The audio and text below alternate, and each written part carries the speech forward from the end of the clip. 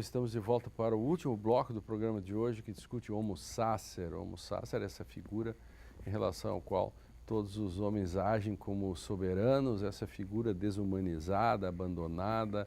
Quais são atualmente as vidas que perderam todo o valor, que foram declaradas indignas de viver e cuja morte não desperta maior atenção ou atenção nenhuma? Eu queria só pontuar que ao longo da história nós tivemos muitos momentos e muitas histórias, muitos Homo Sacer. Pensando, a Catherine traz a Grécia e Roma, pensando outros momentos da própria Idade Moderna, um pouco antes da imigração, o pessoal que vem, muitas cadeias se abriram, porque a situação era, se tu não tens uma casa, não tens dinheiro, não tens condições de te sustentar e a tua família, então tu não pode ficar nessa cidade. Então, tu vagueia pelas ruas, pelas cidades, tu não é daquele lugar, então tu não tem direito à lei, à proteção, a qualquer coisa, porque tu não é deste lugar, tu é de outro. Aqui se falou sempre muito nos famosos mecklenburgueses, que levam o nome de todos, mas muitos outros vieram, muitos imigrantes alemães, né, que se poderia dizer alemães ainda naquele momento, não, mas, enfim, da região ali, né? Mas, como outros também, e possivelmente antes deles, os próprios açorianos ou os próprios portugueses, quem vai para aquele outro lugar é este condenado pela sociedade. Então, este movimento não é incomum no processo histórico, mas cada vez, em cada momento, ele é deixado de lado, a sociedade retoma as coisas, e de repente lá está ele outra vez. Quer dizer, é uma questão não resolvida. Nesse sentido, eu acho que a história pode contribuir com os muitos fatos onde eles aparecem também, né? Quer dizer, como é que o direito vai resolver, para quem nós entregamos, no caso, o direito para tentar resolver esta questão, não? Eu concordo e acho que há um ponto realmente fundamental, ou seja, essa figura, digamos, de subpessoas ou não pessoas, como quer hoje o direito penal em alguns, digamos, segmentos do direito penal, é algo conhecido de todos nós e conhecido da história. Onde eu morei, por exemplo, em Frankfurt, era um bairro chamado Oberrad. O Frankfurt tinha Niederrad e tinha Oberrad, que eram as portas de entrada da cidade, e ali ficavam morando as pessoas que não eram admitidas à cidade, os ciganos, as pessoas que não eram consideradas aptas à margem. E, portanto, ficavam à margem da cidade. Viu o burgo e os outsiders, as pessoas que viviam lá. Quer dizer, da história isto. O problema é, quando nós vivemos num país que se pretende multicultural, plural, laico, que promete a inclusão de todos, e no qual nós convivemos com um discurso quase que oficial, um discurso de rádio, de televisão, de exclusão e de normalização da exclusão, aí nós vivemos uma sociedade que está, de certa forma, doente, porque nós aceitarmos que exista o fenômeno, quase que, digamos, uma tendência humana a reificar, a coisificar pessoas e grupos, é uma coisa. Agora, quando isso entra na normalidade do discurso oficial, isso é uma outra coisa. Eu me lembro que eu participei de um projeto que tinha como objetivo afirmar os direitos das pessoas do Presídio Central, e fomos ao OEA e papapá. Quando esse projeto veio à tona e foi feito comentários em jornais e rádio, uma das pessoas que comentou sobre o projeto disse que era uma barbaridade que acadêmicos e profissionais dedicassem esse tempo na defesa de presos quando havia escolas e havia hospitais precisando também de atenção. E isso é uma coisa que perturba, não é? Porque então, quer dizer, muito bem, uma coisa significa a exclusão da outra, primeiro. E essas pessoas realmente não são pessoas. Isso não merece, é um assunto indigno. Isso nós estamos falando de uma rádio. E esse discurso é dominante na TV e no rádio. Exatamente. Isso, não é? E na internet, claro.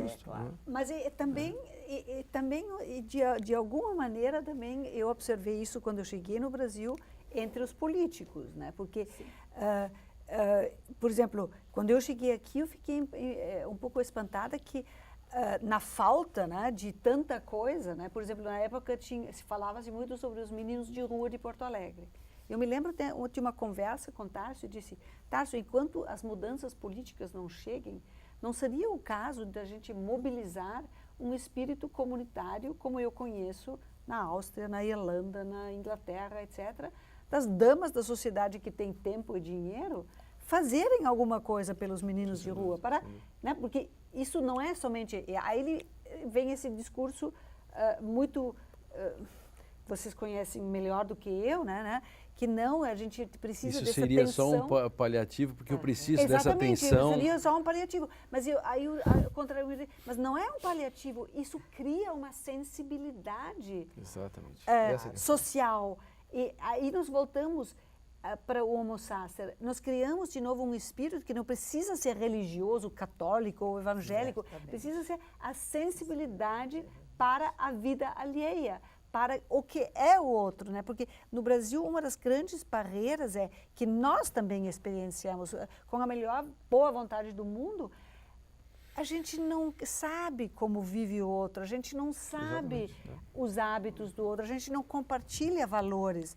Então, a gente não tem o básico, né, que Aristóteles diz, o mínimo básico para ter uma sociabilidade, compartilhar valores, ter amizades com as pessoas. Então, isso é, eu acho que um dos grandes problemas que a sociedade civil, em vez de berrar uma cacofonia, né, em demonstrações que tem milhões de pessoas na rua, cada um tem reivindica outra coisa do que o próximo. Em vez de articular, o que nós, sociedade civil, temos que fazer para sequer conhecermos aqueles excluídos?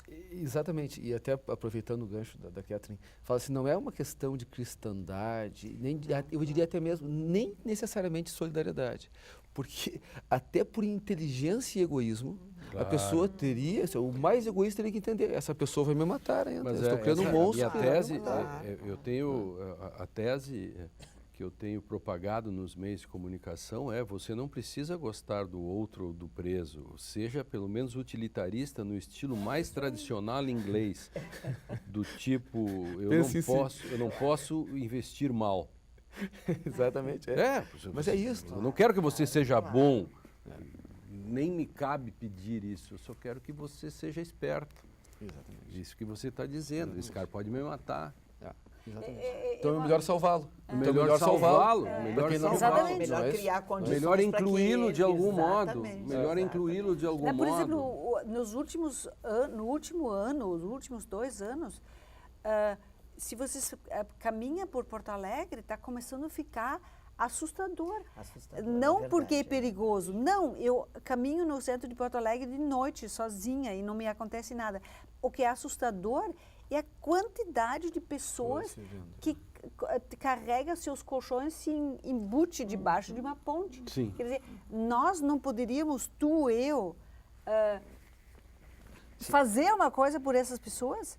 A gente teria, né? Nós teríamos um dinheiro sobrando para fazer isso. Basta apenas um pouquinho de organização. Mas há uma apatia, é uma apatia generalizada. Que não é um problema meu. E todo mundo, qual é a reação? Não, eu vou né? fechar o meu consultório no centro e me mudar para um shopping. É justo. Porque os meus clientes não vão mais lá. Então, Essa nós é a vamos tese, abandonar o centro. Claro. E aí tu normaliza tudo isso, tu digamos assim, naturaliza, Naturaliza e pronto, tu cria um... A sociedade é assim. É uma bomba E não relógio, não. assim, né? Nós só vamos adiando. De um certo modo que a gente vive aqui, o mundo hoje vive em âmbito internacional. Né? As pessoas foram colocando, né, os seus lobisomens para fora do burgo, só que o burgo eram estados. Né? Só que não é possível tu conter. Um dia essas pessoas resolvem achar que é melhor viver do outro lado do muro. E não é? mais, eles não, na minha tese assim, eu fico pensando, eles não precisam gostar da Síria, do Bashar, não precisa, eu só preciso parar a guerra. Essa é a questão. E aí vem menos gente, porque todos os sírios que estão fora gostariam de voltar para sua terra. Aí que Isso é tá a uma questão. questão lógica. Exatamente. Isso. Então por que não param a guerra? E aí reclamam quando os sírios entram, mas se você não faz nada para impedir que eles sejam expulsos de sua própria terra. Imagina o sujeito tem que ir embora de sua terra, uma diáspora síria, que já não é a primeira vez que acontece na história. E Lênin, se nós, claro, se a gente pensa, mas a Europa não pode receber tudo isso, porque se receber, isso é uma catástrofe econômica. Muito bem, mas do que nós estamos falando? de um muro, de uma cerca, do outro lado tem o quê? Famílias com crianças que só querem uma coisa, só querem a chance de Viver viver, em paz, exato. né? De viver com condições, de poder alimentar seus E filhos. ficariam se você parasse a guerra. E justamente, Claro. justamente. Né? Claro. Então, quer dizer, as coisas não se resolvem nem para um lado, nem para o outro, e aquelas pessoas estão ali. Eu acho que não pode haver nada mais desumano do que uma política que admite espaços dessa natureza sem uma solução, nem de médio, nem de longo prazo. As coisas estão ali estagnadas. Né? Por isso que Quincas Berro d'Água acaba morrendo sem identidade. Sem necessidade. Sem identidade. O Januário. O Januário morre, mas não morre, e Claro. depois, enfim. Acaba morto, mas, Acaba enfim, mas ele morto. já estava morto. A sociedade já o considerava morto. Aquela sociedade ali já tinha sido condenado. O Judas já tinha sido malhado, já tinha sido degolado, enfim. O Januário é uma peça realmente fora da história. Mas ele está todo o tempo na história. E o Édipo? O Édipo é um fim bem diferente, né? Esse degradado, esse expulso, né, da De sua novo? própria cidade, É.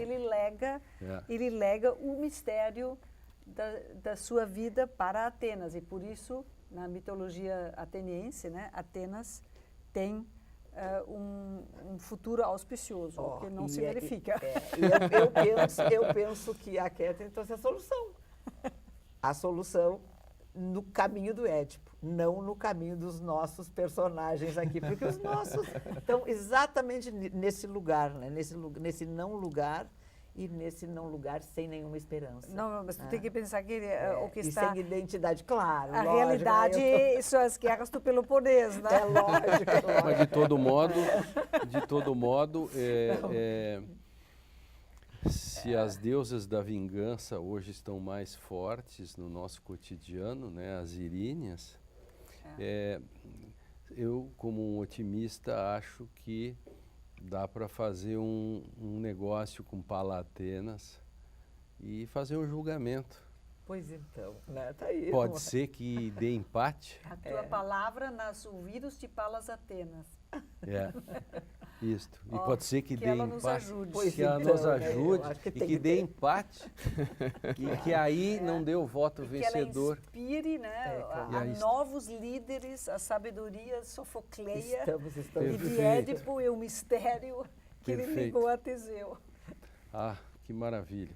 O Direito e Literatura fica por aqui. Obrigado, Catherine. Obrigado, Fábio. Obrigado, Heloísa.